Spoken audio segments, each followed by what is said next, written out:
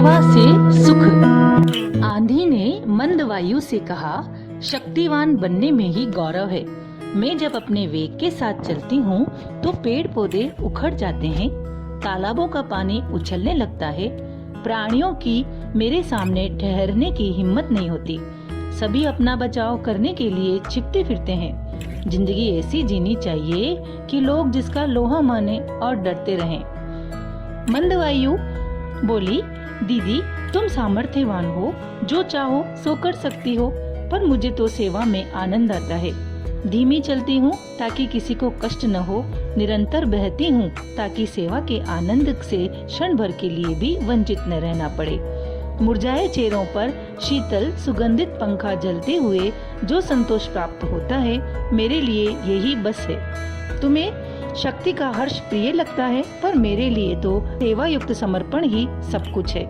आंधी अपनी भूल समझ गई और मौन रह गई। यदि हम ध्यान से देखें तो प्रकृति अनवरत प्राणी सेवा में लगी रहती है। पेड़ अपने फल नहीं खाते तो नदियाँ अपना जल नहीं पीती। बादल जल बरसाकर पृथ्वी को अन्न से पूर्ण कर देते हैं ताकि प्राणी का जीवन संचालन हो सके। इसमें प्रकृति का एकमात्र संदेश है कि सेवा ही सबसे बड़ा धर्म है। सेवा से ही ईश्वरत्व की प्राप्ति हो सकती है।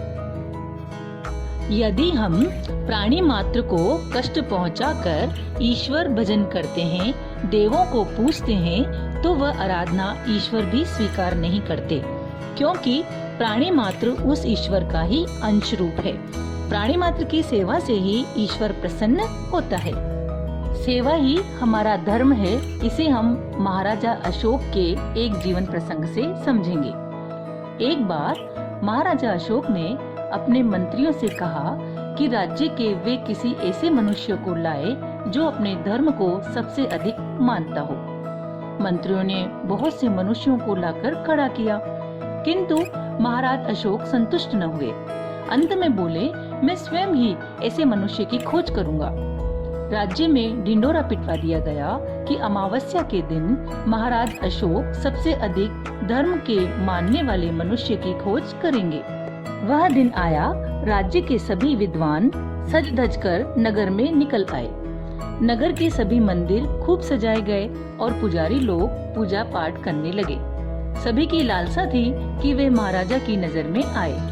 नगर के ऐसे ही एक मंदिर में अचानक गंदे कपड़े पहने हुए एक मनुष्य ने प्रवेश किया, जिसकी कमर झुकी हुई थी और गंदगी के कारण जिसके चेहरे पर मक्खियां भिन-भिना रही थी। वह मंदिर के पुजारी से पानी मांगने लगा। पुजारी ने तो उसे डांटकर बाहर निकाल दिया। उसके बाद उसे न तो भोजन दिया और न ही पानी दिया। वह मनुष्य जिस समय नगर के एक बहुत बड़े विद्वान के घर पहुंचा, तो वहां वे विद्वान पुरुष एक लकड़हारे से लकड़ियां का सौदा तय कर रहे थे। वे उन लकड़ियों के बहुत कम दाम लगा रहे थे। लकड़हारा प्रार्थना कर रहा था कि सही दाम लगा दिए जाएं, ताकि वह उन पैसों से अपने बच्चों के लिए भोजन का सामान खरीद सके। एक गंदा मनुष्य उस विद्वान के समीप पहुंचा और बोला, बड़ी भूख लगी है। विद्वान ने उसे भाग जाने को कहा और बहुत बुरे शब्द कहे। वह मनुष्य कुछ दूर चलकर गिर पड़ा। लकड़हारे ने दौड़कर उसे उठाया। वह बोला, बड़ी भूख लगी है। लकड़हारे के पास कुछ नहीं था। वह परेशान हो गया, सोचने लगा कि उसको कैसे बचाया जाए। तभी लकड़हारे ने विद्वान पुरुष से विनय की कि जितने पैसों में चाहे उन लकड़ियों को वह खरीद ले, जिससे मैं इस व्यक्ति को बचा सकूं। विद्वान पुरुष बोला, तुम बहुत अधर्मी और नासमझ हो। यह कितना गंदा मनुष्य है। तुमने इसे छू लिया और वे पैसे जो तुम्हारे बच्चों का पेट भरेंगे, तुम इसके ऊपर खर्च कर देना चाहते हो। लकड़हारे ने कहा, मैं अधर्मी ही सही, किंतु मेरा धर्म यही कहता है कि भूख से मरते हुए इंसान को बचाओ। वह गंदा मनुष्य उठकर खड़ा हो गया और उसने एक कपड़े से मुंह साफ किया। वह और कोई नहीं, स्वयं महाराज अशोक थे। उन्होंने लकड़हारे को राजगुरु बना दिया। धर्म ये नहीं है कि साफ सुथरे बनकर किसी मरते हुए मनुष्य की रक्षा न करें। सच्चा धर्म इसी को कहते हैं कि दीनहीन मनुष्य की सेवा करें। उस लकड़हारे ने ये नहीं देखा कि ये मनुष्य गंदा है। उसके शरीर पर मक्खियां चिपटी हुई हैं। उसने तो केवल एक मनुष्य समझकर उसकी सेवा करने की कोशिश की है। इसलिए कभी किसी से घृणा न करो, सबको बराबर समझो और तुमसे जितना हो सके दूसरों की सहायता करो। इसे बड़ा कोई धर्म नहीं, सेवा धर्म ही सबसे महान धर्म है। वास्तव में देवी देवताओं की जितनी भी छवियां हैं, ये सब मॉडल हैं, आदर्श हैं। हमको क्या बनना है, इस लक्ष्य को पाने के लिए हम उसी के अनुरूप देवता चुनते हैं। देवता को इष्ट मानते हैं, देवता का पूजन आराधना करते हैं कि हमारी देववृत्तियां विकसित होती हुई चली जाएं। देवता की आराधना हम इसलिए करते हैं कि हमारा देवत्व निराशा न लाए, क्योंकि देवता देवी शक्तियों से, दिव्य तत्वों से, दिव्य विचारधाराओं से, दिव्य भावनाओं से भरे हुए होते हैं।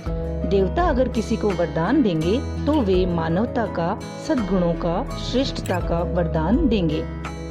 और ये देव वरदान भी हमें निस्वार्थ सेवा से ही प्राप्त हो सकता है। इसको हम एक दृष्टांत से समझेंगे। स्वामी विवेकानंद के पास एक साधु आया और उनका अभिवादन करके बोला, स्वामी जी, मैं आपके पास विशेष काम से आया हूँ। मैंने सब कुछ त्याग दिया है, पर मुझे शांति नहीं मिलती, मन भटकता रहता है। मैं एक गुरु के पास गया था, उन्होंने मंत्र दिया और मुझसे कहा, इसका जाप करो, तुम्हें अपने भीतर चिड़ियों की चहचहाट सुनाई देगी, फिर अनहद नाद सुनाई देगा, उसके बाद शांति ही शांति। मैंने मंत्र का जाप किया, लगन से किया, पर शांति नहीं मिली। मैं हैरान हूँ और इसीलिए आपके पास आया हूँ। स्वामी जी ने उस साधु की ओर देखा, उसकी आंखें गीली थी। स्वामी जी ने कहा, क्या आप सचमुच शांति चाहते हैं? उस साधु ने कहा, हाँ महाराज, मैं सचमुच शांति चाहता हूँ और मैं उसके लिए व्याकुल हूँ, उसी के लिए आपके पास आया हूँ। अच्छा, स्वामी जी बोले, मैं तुम्हें शांति का मार्ग समझाता हूँ और दिखाता हूँ। आप एक काम करो। साधु ने उत्सुकता से पूछा, क्या? स्वामी जी ने सहज भाव से कहा, घर से निकलो, पड़ोस में जो भी भूखा मिले उसे अन्न दे दो, प्यासा मिले उसे पानी दे दो, नंगा मिले उसे कपड़े दे दो, बीमार मिले तो उसे दवा दे दो, दीन दुखी मिले तो उसे दिलासा दे दो। इसी से आपको सुख मिलेगा और इसी से आपको शांति मिलेगी। साधु नया संकल्प लेकर चला गया। उसे समझ लिया कि मानव जाति की निस्वार्थ सेवा से ही मनुष्य को शांति मिल सकती है। परोपकार और सेवा धर्म ही सबसे बड़ा धर्म है। हमें सेवा धर्म को अपनाना चाहिए और इसी का संदेश प्रसारित करना चाहिए।